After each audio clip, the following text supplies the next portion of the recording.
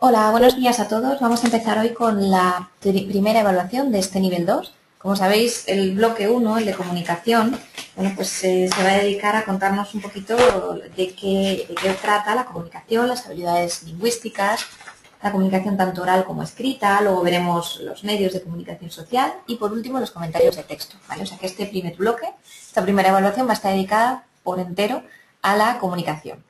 Bueno, pues empezamos este primer tema en la tutoría 1, que se llama comunicación oral.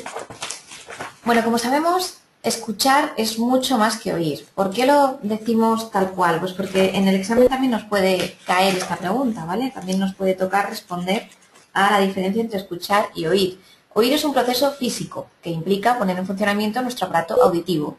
Percibimos los ruidos, los sonidos y en nuestro cerebro se procesan.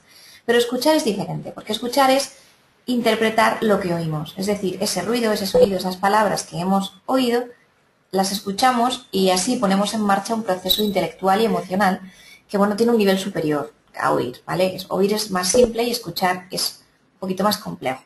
Saber escuchar enriquece la comunicación porque nos permite conocer los puntos de vista de los demás, establecer un diálogo, intercambiar ideas, opiniones, solucionar problemas, etcétera, ¿vale?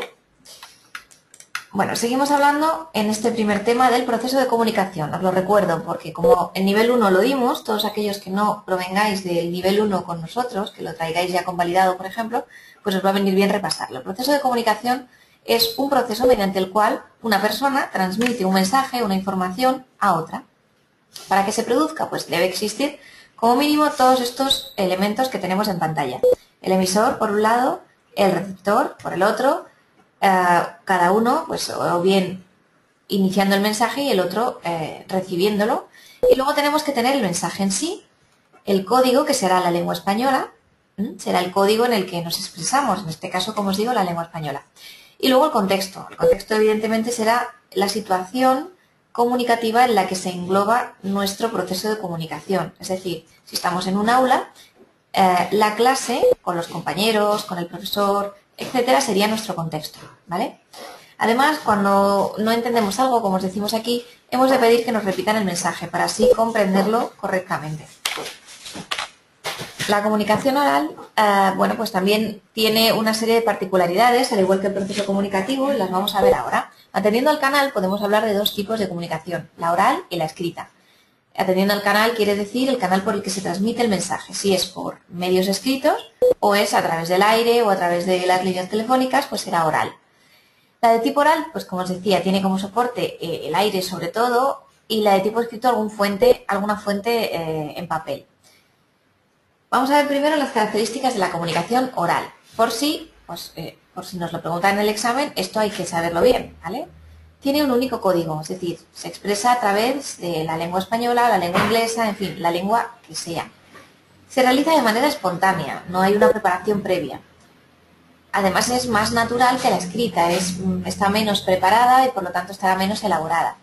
Se pasa de un tema a otro constantemente, porque bueno, uno va hablando y la conversación se va dirigiendo a un tema o a otro. Si os fijáis, en los textos escritos no pasa esto. En un texto escrito lo normal es que se mantenga una línea en cuanto al argumento.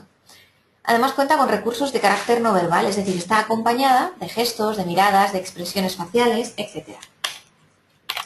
Bueno, vamos a seguir hablando de la comunicación oral como la manera más antigua de comunicarnos. Ha resultado crucial para la creación de lo que hoy conocemos como cultura. Dentro de esa comunicación oral, la conversación será pues, lo más importante dentro de lo oral y también es la base de nuestras relaciones sociales. Es el medio, pues como os decía, más significativo que tenemos para comunicarnos oralmente, por eso el respeto a las opiniones del otro es fundamental. Hay una serie de consejos para mantener una conversación, aunque parezca una cosa muy obvia, muchas veces debemos recordarlo porque nos lo saltamos, ¿eh? Tenemos que tener claridad al hablar, evitando palabras rimbombantes, construcciones demasiado complejas, oraciones demasiado largas. Cuando estamos en el ámbito oral hay que hablar claro, conciso, en fin, que se entienda sobre todo el mensaje. Además hay que ser breve, centrarnos en el tema, pero se pide brevedad. Y además mantener una actitud positiva y educada, dejando hablar también al otro, aunque no nos gusten las opiniones del otro, pero lo suyo es que también le escuchemos y le dejemos hablar. Bueno, los discursos son otra parte del tema que, como decimos aquí en la página 13, pues no hay necesidad de memorizar ni la tabla ni los tipos de discursos, ni nada, ¿de acuerdo? O sea, con esto solamente tenemos que leerlo, saber que un discurso es una sucesión de oraciones que utiliza el emisor para expresar un mensaje, es decir, entendemos discurso como texto. Llamamos discurso a cualquier tipo de texto. En este tema sí. Entonces, dentro del proceso comunicativo existirán varios tipos. Simplemente ya os digo, los leéis los ejemplos, os hacéis un esquema y con eso lo tendríamos, bueno, pues resuelto, ¿vale? Hay muchos tipos de discurso y tenemos, por ejemplo, pues según el canal, como hemos visto, oral o escrito, según la intención, literario o no literario, según el modo de construcción, es decir, el ámbito en el que nos encontremos. Será más familiar, más formal, si estamos en una entrevista de trabajo, más rural, ¿no? Según las funciones del lenguaje, pues igual, discurso informativo, discurso expresivo, apelativo, instructivo, fático, es decir, según lo que queramos conseguir. Por ejemplo, el instructivo habla de seguir instrucciones. Cuando hemos comprado un aparato tecnológico nuevo y viene con instrucciones, eso sería un discurso instructivo. O, por ejemplo, el poético sería cualquier discurso literario, no hace falta que sea poesía, porque se llama poético debido a que busca una belleza estética. Después, según las variaciones del lenguaje, tenemos también, pues igual que según el modo de construcción, aquí veo que hay un error, entonces según el modo de construcción sería efectivamente descriptivo, narrativo, expositivo, argumentativo o dialogal. O sea, según la manera que tenemos de contar. Los narrativos, por ejemplo, que son los que más utilizamos en lengua, son aquellos que cuentan historias, son los de tipo novela, por ejemplo. Y en cambio los descriptivos son aquellos que describen una situación, un personaje, un paisaje, etcétera, ¿vale? Bueno, simplemente ya os digo, los leemos, aquí vemos que hay muchísimos más. Seguimos leyéndolos, viendo sus ejemplos, etcétera. Y pasamos a otra cosa que también es muy importante, que es la estructura de los discursos. Hemos visto que hay muchísimos tipos de discursos. Bien, pero como vemos solamente hay una estructura del discurso o del texto. Lo normal es que todo texto tenga esta estructura: introducción, desarrollo y conclusión. Es importante que nos aprendamos esto, mucho más importante que el hecho de que memoricemos todos los tipos de discursos. Es muy importante no solo porque nos puede caer en el examen, sino porque cuando nos pidan que redactemos un texto, que sin duda os lo pediremos en el examen, pues tendréis que atender a estas tres partes. Hacer una introducción, separarla incluso físicamente, por un par de renglones en blanco, después el desarrollo, separarlo igualmente por otros 2 renglones, y después la conclusión. Es decir, quiero que haya 3 partes diferenciadas para que quede claro que habéis entendido cuáles son las partes de un discurso. Bueno, la introducción, ¿qué pondremos en ella? Pues daremos a conocer el tema. Utilizaremos un tono ameno y sugerente para despertar el interés del lector. Y anunciaremos la información, ¿vale? Diremos por qué vamos a contar lo que vamos a contar. Después, en el desarrollo, vamos a ordenar, lógicamente, las ideas que hemos presentado en la introducción. Se inicia con un análisis, ¿no? Y después se desgrana, se desarrolla si corresponde. Por último, en la conclusión, haremos una síntesis, un resumen o recapitulación de lo que hemos expuesto y por lo tanto tiene que estar derivada. O sea, nuestras palabras tienen que estar derivadas de las anteriores. No podemos hacer una introducción y un desarrollo hablando de un tema y después en la conclusión girar completamente y hablar de otra cosa, ¿no? No, vamos a ver. Tiene que tener una progresión y una coherencia, porque para eso es una estructura, pero aunque sean partes separadas, todas corresponden al mismo texto, al mismo tema y al mismo tono. Bien.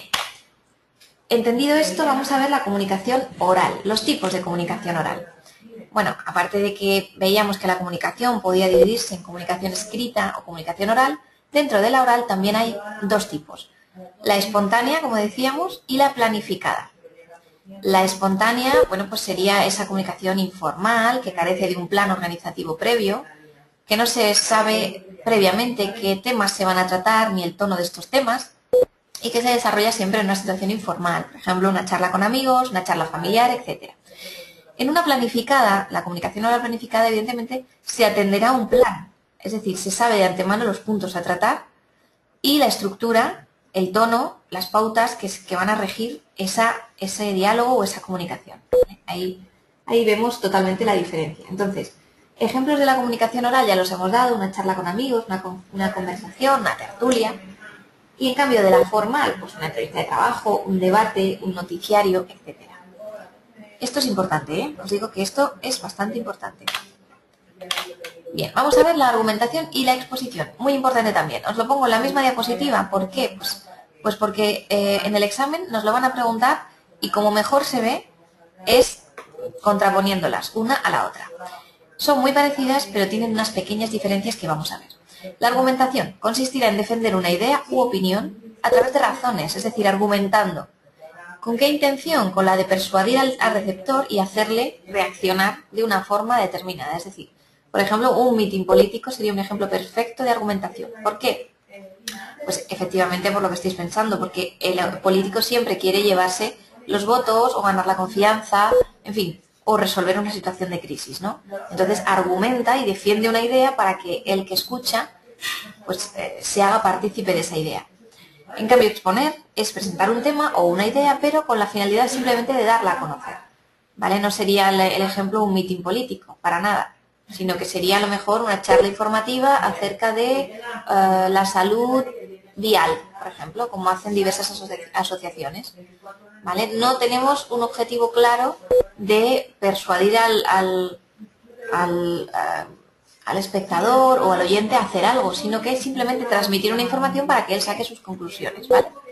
La estructura de la argumentación será introducción, exposición o tesis, ¿vale? Cuerpo argumentativo donde desarrollaremos esas tesis y la conclusión, en contraposición con la exposición, que será introducción, desarrollo y conclusión, es decir, como cualquier texto, ¿vale? Como no persigue ninguna finalidad concreta más que transmitir información, coincide con la estructura del resto de los textos o del resto de los discursos, ¿vale? Introducción, desarrollo y conclusión.